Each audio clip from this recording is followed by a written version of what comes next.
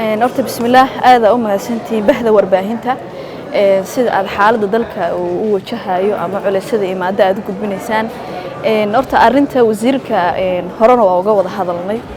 eedeymaha loo jeedinayo horta wuxuu ahaa sidan xogaal ku ogahay in sax sanad kasta la siiyo xajka 5200 5200 waxa hadda uu soo dhajiyay 3000 oo qof 3000 uu soo dhajiyay hadana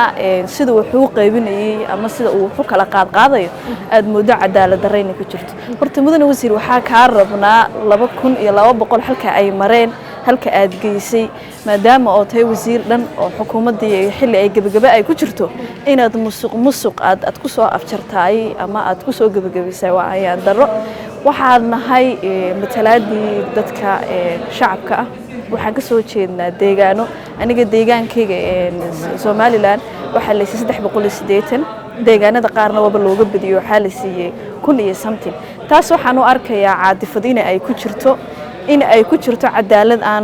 aanan u arkeynin hadii aad 3000 aad qaado xataa hadii isku sin aad u qaybin lah dib uma arkeen mudane wasiir waxaad imaan doontaa baarlamaanka adiga oo sheegi doona asbaabaha ay ku maqan yihiin 2002 qof ee maqan iyo halkii musuq aad geysay waxaad ka sheegi doontaa golaha shacabka annaguna waxaan halkan u joognaa dadkan masiirkooga hayna inaan u hadalno oo u qaylino oo aan halkan ka gudbino mana ka yeeli doono maadaama xilli ay ku soo dhowdahay ay tahay xilligii xajka loo baxayay dibadda la aaday ay tahay oo aad rabto inaad nagu gaado waxa aan ka yeelayno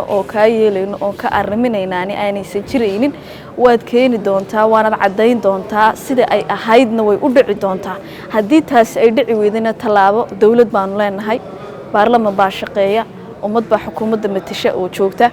ra'iisul wasaare Rooble xukuumadii xilgaarsiinta ahayd uu taagan yahay mudane ra'iisul wasaare adigana waxaan baaq ugu dirayaa in kulli wasiirku wuxuu ka mid yahay xukuumaddaada in xukuumaddaada aad ka warhayso halka la geynayo waxyaabaha ay ku maqan yihiin dadka masiirkooda ku maqan yihiin inaad adiguna dabagal aad ka dabageyso waxaan leenahay mudane wasiir waxa laga sugi doonaa goobta lagu xaliyo ama lagaga arrimiyo xuduntuna oo ah golaha baarlamaanka shacabka